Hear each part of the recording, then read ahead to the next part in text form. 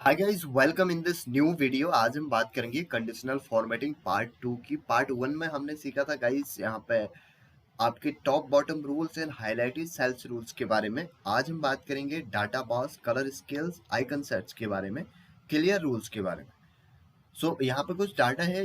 Basically conditional formatting का मतलब क्या होता है, आपकी जो एक्सेल सीट होती है उसमें जो रोज एंड कॉलम्स होते हैं उनमें सेल के अंदर में आप डिफरेंट डाटा को डिफरेंट बार्स के थ्रू, कलर्स के थ्रू या फिर आइकन के थ्रू हाईलाइट करते हैं, जिससे कि आपका डाटा जो हो विजिबल हो और आप उसको क्लासिफाई कर सकें डिफरेंट कैटेगरीज के अकॉर्डिंग या डिफरेंट कंडीशंस के अकॉर्डिंग। तो इसको बोला जाता है कंडीशनल फॉर्मेटिंग। इसका पहला पार्ट मैंने ऑलरेडी अपलोड कर दिया है, जिसको आप मेरे चैनल पे जाके सीख सकते हैं। आज हम बात करेंगे नेक्स्ट पार्ट टू की, जिसमें data bars, colour scales and icon sets. Data bars का मतलब क्या होता है, जो आपके gradient fill and solid fill, two types के बार्स होते हैं। ग्रेडियंट फिल्स का मतलब होता है कि आपके जो बार हैं वो लेफ्ट साइड से ज़्यादा विजिबल होंगे और राइट साइड में थोड़ा सा फेड होगा। और सॉलिड फिल का मतलब बार पूरा का पूरा सॉलिड होगा।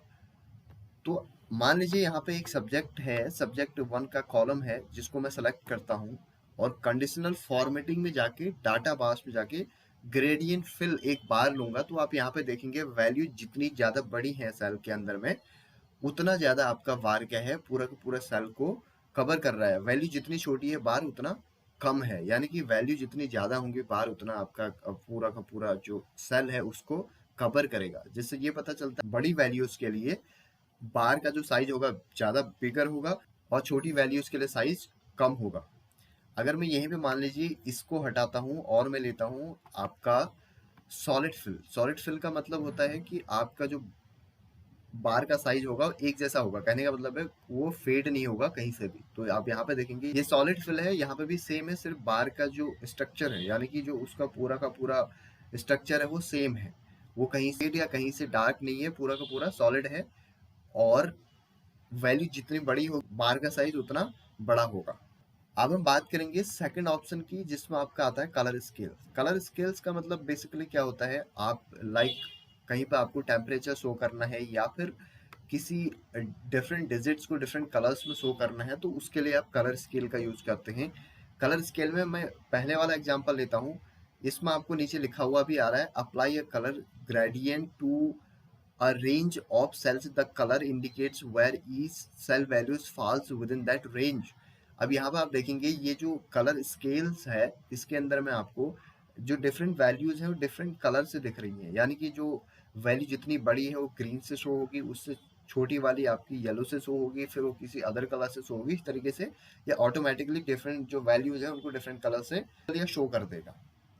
तो ये है आपका कलर स्केल। उसके बाद आता है आपका आइकन सेट्स। आइकन सेट्स में देखिए आपके डिफरेंट आइकन सेट्स होते हैं, जैसे डायरेक्शंस के लिए होता है या फिर शेप्स होती हैं या फिर इंडिकेटर्स होता है, जो आपका सिग्नलिंग सिस्टम होता है रोड्स में, या फिर आपका देखिए मोबाइल के लिए अलग से जो बार्स यहाँ पे आपको रेटिंग जो आइकन्स दिखाई देते हैं।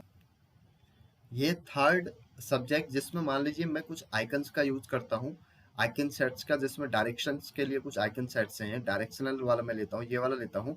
तो आप देखेंगे वैल्यू जितनी बड़ी होंगी एरोज का साइज कुछ इस तरीके से होगा।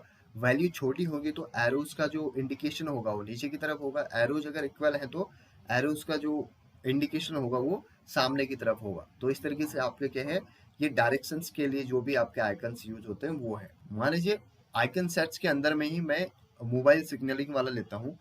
तो आप देखेंगे इसमें ये वाला मैंने सेलेक्ट किया, तो वैल्यू जितनी ज़्यादा बड़ी है उतना ज़्यादा आपको क्या हो रहा है, यहाँ पे जो 80 है, 80 में देखेंगे आपके सारे के सारे जो आइकन्स हैं विजिबल हैं, वो शो कर रहे हैं कि यहाँ पे सारे के सारे सिग्नल हैं। यानी कि वैल्यू जितना ज़्यादा है इसका मतलब जो है सिग्नल्स की स्ट्रेंथ उतनी अच्छी है। तो ये आपका डाटा में शो हो रहा है। उसके बाद लास्ट वन है हमारे पास में क्लियर रूल्स। अब ये जितने भी रूल्स हमने यहाँ पे अप्लाई किए हैं, अगर आपको इसको क्लियर करना है तो आप यहाँ पे जाएंगे, सेलेक्ट ऑल करेंगे, कंडीशनल फॉर्मेटिंग में जाएंगे एंड क्लियर रूल्स में जाएंगे। Clear rules from entire sheet, आपके जितने भी रूल्स आपने अप्लाई किए थे सबके सब क्लियर हो जाएंगे।